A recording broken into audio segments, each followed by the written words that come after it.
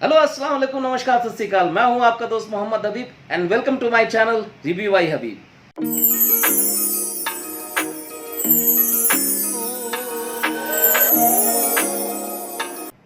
दोस्तों, आज मैं उस ड्रामे का रिव्यू लेकर आया हूं जिसका 22वां episode ARY digital YouTube channel पर स्ट्रीमिंग हो चुका है। और ये ड्रामा दिन ब दिन मतलब धमाल मचा रहा है। मैं जिसकी हर बार बात करता रहा हूं वो ये ड्रामा है, जो मैं हमेशा कहता हूं कि स्टोरी टेलिंग बहुत इंपॉर्टेंट होती है और स्टोरी टेलिंग पे ही पूरा दारोमदार टिका होता है। और इस ड्रामे का स्टोरी टेलिंग कमाल है, आउटस्टैंडिंग है। जी हाँ दोस्तों, मैं बात कर रहा हूं हमजा सोहेल और इकरा अजीज के दमदार अदाकारी से सजा हुआ ड्रामा बंस रोड के रोमियो जूलियट के बारे में।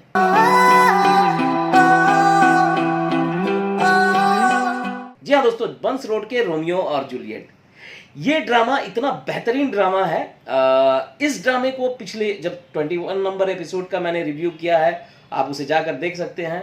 और अभी वो भी काफ़ी इमोशनल ये ड्रामा था, एपिसोड था। और ये भी एपिसोड पूरे इमोशन से भरा हुआ है, बहुत ही कमाल का अल्टीमेट सीन सब है।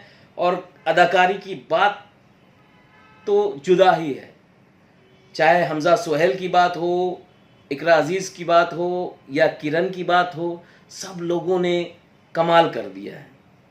लेकिन आंखों में आंसू आ गए जब याकूब साहब को हॉस्पिटल में एडमिट किया गया। जी हाँ दोस्तों, 21वां एपिसोड में मैंने बताया था कि उन्हें हॉस्पिटल में एडमिट कर दिया गया है और काफ़ी कोशिश हो रही थी कि हमजा यानी कि फरहाद से कांटेक्ट किया जाए, लेकिन वो कंपनी के क्लाइंट्स को लेकर के वो डिनर करने के लिए गया हुआ था या लंच के लिए गया हुआ था, लेकिन उससे कांटेक्ट नहीं हो रहा था क्योंकि वो मोबाइल अपने ऑफिस में भूल गया था। 21वां एपिसोड के आखिरी में फरीहा जाकर के ऑफिस में हमजा को बताती हैं, यानी कि फरहाद को बताती हैं कि तुम्हारे वालिद को हार्ट अटैक आया। वो वहाँ से भागता है, यहाँ तक कि आपने पहले रिव्यू देख लिया। अब आते हैं अगले पॉइंट पे कि 22वां एपिसोड जब शुरू होता है, वहाँ पे फरहाद पहुँच चुका है और तभी डॉक्टर बात करते हैं और बताते हैं कि याकूब साहब अब इस दुनिया में नहीं रहे। दोस्तों, हम लोग जानते हैं कि ये ड्रामा है, लेकिन याकूब साहब का जाना बहुत ही दर्दनाक था। झटका लगा थोड़ा सा दिल को कि यार, और सबसे बड़ी बात क्या था, झटका इसलिए लगा कि वो अपने बेटे को देख नहीं पाए। पता नहीं राइटर ने क्यों ऐसा लिखा। मैं उसके लिए तनकीद नहीं कर रहा हूँ, मैं सिर्फ मतलब अपने सवाल कर रहा हूँ कि आखिर कुछ रखा होगा उन्होंने अपने दिमाग में कि क्या क्यों ऐसा किया गया कि वो अपने बेटे को देखे बगैर दम तोड़ देते हैं। जब तक हमजा वहाँ पहुँचता है, उनकी सांसें बिखर चुकी थी। फिर वो अपने वालिद की तरफ बढ़ता है, उन्हें याद करता है किस तरह हमजा को जब चोट लगी थी तो वो पागलों की तरह भाग के आते हैं, अपने बेटे से मिलते हैं।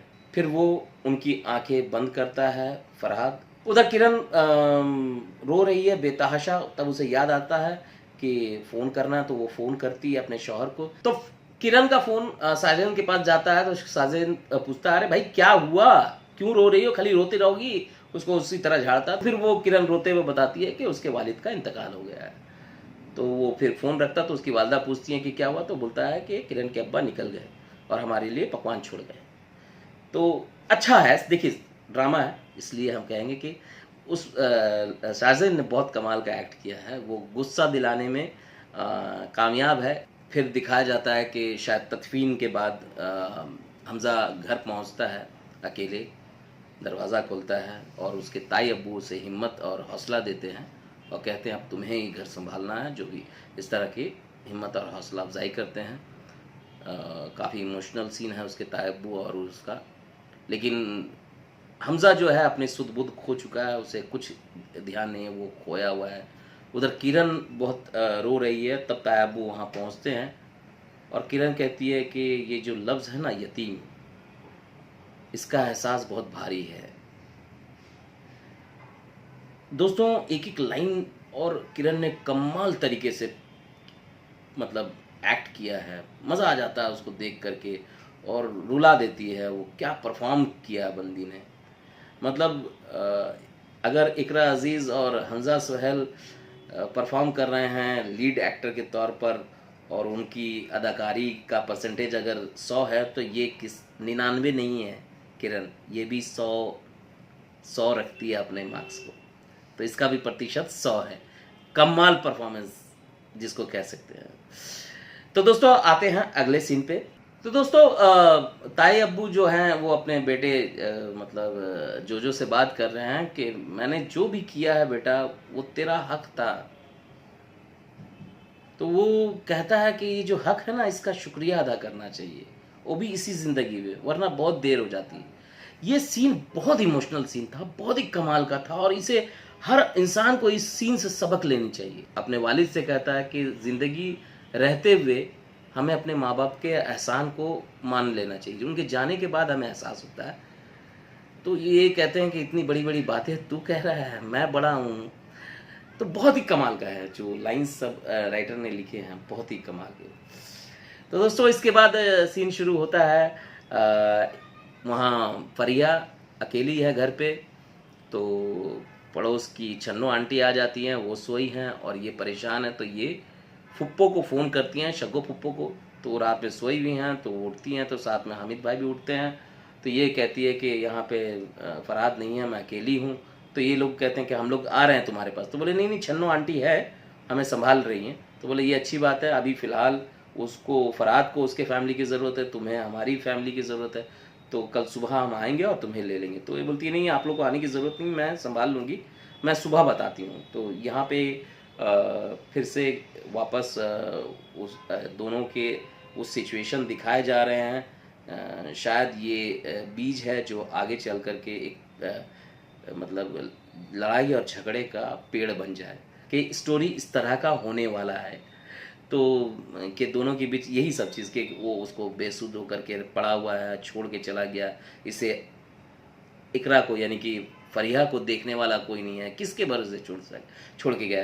तो ये सवाल उठेंगे, मुझे ऐसा लगता है। फिर अगला सीन शुरू होता है दोस्तों यूसुफ भाई का, जो अपनी बीवी से बात कर रहे हैं। तो उनकी शरीके हयात बताती हैं कि मैं जो गई थी फरिया के घर पे मिलने के लिए। तो बोले क्यों मिलने गई, और फिर वो शिकायत करते हैं कि अब वो हमारी नहीं है, वो फरहाद के लिए है, तो उससे रिश्ता हमारा ख़त्म हो गया। इनके एक सीन जो हैं वो बिल्ड किए जा रहे हैं धीरे धीरे, कि कैसे इनके दिल साफ़ होंगे और वो अपनी बेटी को लेके आएंगे। और बस वही एक ही शर्त है, उधर फरहाद की वालदा का शर्त है कि भाई लड़की छोड़ के आओ, और इनकी शर्त है कि लड़के छोड़ करके आओ। तो अब वही है जो मतलब पॉइंट्स नज़र आ रहे हैं कि इसी तरह का कुछ होगा, दोनों में क्लैश होंगे, दोनों अपने अपने घर पहुंचेंगे और माँ बाप कहेंगे कि देखिए हाँ हमने कहा था ना ये शादी नहीं चलती है। तो ये एलिमेंट्स आएंगे, फिर बाद में ये लोग दोनों मिलेंगे, किस तरह से वो इंटरेस्टिंग होगा ये तो डिपेंड करता है राइटर और डायरेक्टर पे कि किस तरह से उनकी स्टोरी टेलिंग होती है, उनका स्क्रीन प्ले होता है। लेकिन हम इंतज़ार कर रहे हैं कि आगे क्या होगा। तो इस ड्रामे के अगले सीन में ये होता है कि घर के सब लोग ताज़ियत के लिए बैठे हैं। वहीं पर किरण है, फरहाद है, ताई अब्बू हैं, जोजो हैं और शमीम हैं और शाज़िन और उसकी वालदा है। तो शाज़िन यहाँ पे झूठ बोलता है कि जो अब्बा है वो चले गए और मेरे नाम से उन्होंने पकवान कर दिया है और मुझे संभालना है। तो यहाँ सबको शौक लगता है और तब ताई अब्बू कहते हैं नहीं, पकवान हमारा ख़ानदानी मतलब बिजनेस है और उसे कोई नहीं ले सकता। उस याकूब जो है वो इसे किरण बेटी के नाम करके गए हैं। तो यहाँ पे शाज़िन को लगता है झटका। तो फिर यहाँ पे फरहाद कहता है कि अब क्या हो गया, अभी तो आप लोग खुशियाँ मना रहे थे, अब किरण का नाम सुन करके आपको झटका लग गया। तो यहाँ पे सीन एंड होता है। अब आते हैं अदाकारी की बात करते हैं दोस्तों। अदाकारी में हमज़ा सोहेल जो हैं वो एकदम मैच्योर एक्टर हैं। उन्होंने जिस सिचुएशन में जिस तरह के सीन आए उसको बाखूबी निभाया। वहीं इकरा अजीज़ जिन्होंने अब तक बहुत अलग अलग किरदार किए हैं, और वहीं इकरा अजीज़ इतनी मंझी हुई अदाकारा हो चुकी हैं कि उन्होंने इतने बेहतरीन किरदार को निभाया है कि इस ड्रामे में वो अपनी एक एक लाइन में जो कमाल कर रही हैं वो बहुत ही देखने लायक है। आते हैं किरण की बात करते हैं। किरण एक बहुत ही बेहतरीन अदाकारा है। इनके दूसरे ड्रामे होंगे, मैं किसी कारण से नहीं देख पाया होऊंगा, लेकिन इनमें संभावनाएं हैं, उम्मीदें हैं कि ये एक बेहतरीन एक्ट्रेस के तौर पर इस्टेब्लिश होंगी। आते हैं जोजो ने कमाल काम किया, और अफसोस इस बात का है कि याकूब साहब को का मतलब इंतकाल दिखा दिया गया। अब उनके सीन हमें देखने को नहीं मिलेंगे, नहीं तो उनका जो सीन होता था बहुत एनर्जेटिक होता था। और वहीं शमीम ने उनके साथ जो भी सीन किए हैं वो यादगार सीन हैं, और उसे तो उसके क्लिपिंग व्हाट्सएप पे चलाए जाने चाहिए, लोगों तक पहुंचाए जाने चाहिए कि किस तरह से घर में इस तरह के वारदात, डोमेस्टिक वायलेंस जैसे केसेस होते हैं, और उससे लोगों को इबरत मिलेगी। ये बहुत कमाल का सीन है, इसे लोगों को देखना चाहिए। अब आते हैं दोस्तों यूसुफ साहब पर। तो यूसुफ साहब को बहुत ज़्यादा सीन नहीं मिला। शगो पुप्पू और हमीद भाई के नाम में सिर्फ एक एक सीन आए हैं, तो जो सीन आए हैं वो अच्छे थे। तो दोस्तों इस बेहतरीन स्टोरी को परीशा सिद्दीकी ने लिखा है, और इस ड्रामे के कप्तान हैं यानी डायरेक्टर हैं फजर रजा। तो दोनों ने बहुत अच्छा काम किया है। तो दोस्तों इसी तरह की बात मैं लेकर आता रहूंगा, मेरे साथ बने रहिए। मैं मिलता हूं आपको अगले वीडियो में नए रिव्यू के साथ, नई बातें जो ड्रामे में अच्छी लगेंगी वो बातें हम कहेंगे, और जो कमियां रहेंगी उसको पॉइंट आउट करेंगे। मेरे चैनल को सब्सक्राइब कर दीजिए, लाइक करिए, कमेंट जरूर कीजिए कि आपको वीडियो कैसा लगा। मैं मिलता हूँ, तब तक के लिए अलविदा।